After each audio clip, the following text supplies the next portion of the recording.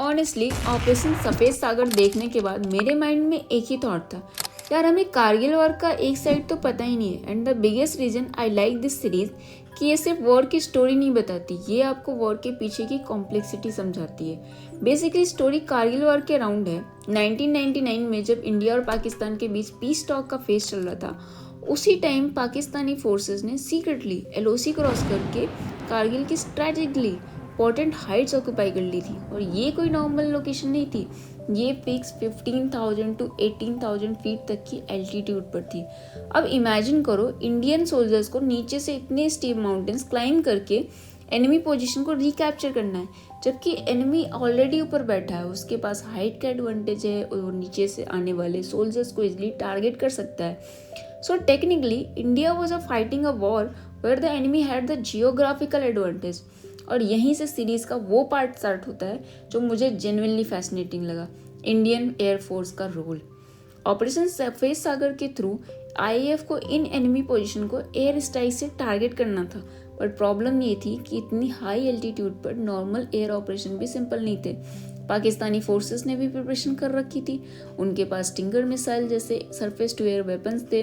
मतलब Indian pilots को सिर्फ टारगेट डिस्ट्रॉय नहीं करना था, उन्हें ये भी कैलकुलेट करना था कि टारगेट तक कैसे जाना है और सेफली वापस कैसे आना है। And this is where I really appreciated the series, because आपको ये नहीं दिखाती हीरो आया अटैक और mission successful. Instead it shows that behind every successful mission there were multiple calculation, failures, trial, risk and people try to figure out a solution।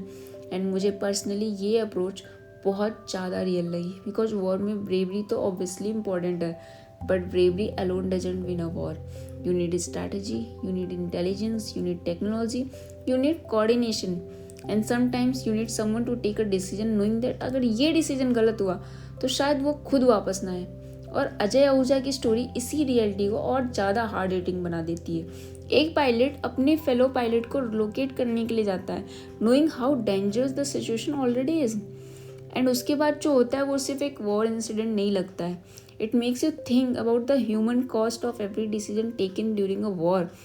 और मुझे series की सबसे स्ट्रॉन्ग चीज़ यही लगती है, ये सोल्जर्स को सुपर हीरोज़ बना के नहीं दिखाती है, ये उन्हें ह्यूमंस की तरह दिखाती है, जिनको फेयर भी होता है, जिनके घर वाले भी होते हैं, जिनको पता भी होता है कि नेक्स्ट मिशन उनका लास्ट मिशन हो सकता है, बट स्टिल दे गो।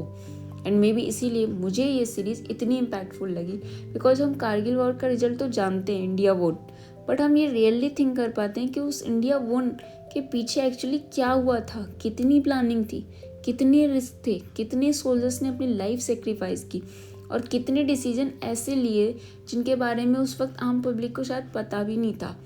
और एक और चीज़ जो मुझे बहुत अच्छी लगी, सीरीज़ अननेसेसरली किसी गवर्नमेंट को हीरो बनाने की कोशिश नहीं करती है। मुझे लगा कि फोकस ज़्यादा इस बात पे है कि ग्राउंड पे एक्चुअली क्या हो रहा था, and that's important because war को सिर्फ पॉलिटिकल विक्ट्री की तरह देखना बहुत ईजी है, but ground reality completely different होती है। एक टाइम पे पॉलिटिशियन डिसीजन ले रहे होते हैं, कमांडर स्ट्रैटेजी बना रहे होते हैं, पायलट्स मिशन सप्लाई कर रहे होते हैं, सोल्जर्स माउंटेन क्लाइंब कर रहे होते हैं, और एक फैमिली घर पर बैठकर बस ये होप कर रही होती है कि उनका अपना इंसान वापस आ जाए। And that's the part we don't see, and that's why I think operation Safed Sagar का आना जरूरी था, बिकॉज मुझे पर्सनली इस सीरीज से रियलाइज़ हुआ कि कारगिल वॉर में इंडियन एयरफोर्स का कंट्रीब्यूशन कितना क्रूशियल था। आर्मी की ब्रेवरी तो हम सब जानते हैं, बट एयरफोर्स के पायलट्स ने जिस इन्वायरमेंट में ऑपरेशन कंडक्ट किए, जिस लेवल का रिस्क लिया, that deserves to be remembered too. Honestly मुझे ये भी अच्छा लगा कि सीरीज़ ने स्टोरी को किसी सुपरस्टार के राउंड बिल्ड नहीं किया, बिकॉज समटाइम्स जब आप किसी वॉर मूवीज़ में एक ह्यूज सेलिब्रिटीज़ को देखते हो तो कैरेक्टर से पहले एक्टर की इमेज नज़र आने लगती है, और यहाँ मुझे एक्टर्स कम करेक्टर्स ज़्यादा लगे। I think that's exactly what this story needed, because patriotism हर बार loud dialogue slow motion entry में आना नहीं होता है। कभी कभी एक इंसान का डर के बावजूद अपनी ड्यूटी करना ही पैट्रियोटिज्म है। हम लोग अपनी नॉर्मल लाइफ में इतनी चॉइसेस ले सकते हैं, आज वेदर खराब है तो ऑफिस नहीं जाना है, थक गए हैं तो रेस्ट करना है, मूड नहीं है तो काम पोस्टपोन करना है, बट बॉर्डर पे खड़े सोल्जर्स के पास कोई लग्जरी नहीं होती। Duty doesn't stop because you are tired, and that's why I don't think we will ever completely understand what soldiers sacrifice for us। हम उनकी बेवरी को अप्रिशिएट कर सकते हैं, उनके स्टोरीज सुन सकते हैं, उन्हें रिस्पेक्ट कर सकते हैं, बट एक्चुअली उनके शूज़ में खड़े होकर ये एक्सपीरियंस करना कि कंट्री के लिए अपनी लाइफ रिस्क में डालना क्या होता है, ये हम कभी कम्प्लीटली अंडरस्टैंड नहीं कर सकते. And may be that's what this series made me feel the most. War का मतलब सिर्फ विक्ट्री नहीं होता है. विक्ट्री के पीछे hundreds of decision, thousands of people, countless sacrifices होते हैं. और ऑपरेशन सफेद सागर ने एटलीस्ट मुझे उस विक्ट्री के पीछे की स्टोरी देखने पर मजबूर किया. And for me that's what makes this series worth watching.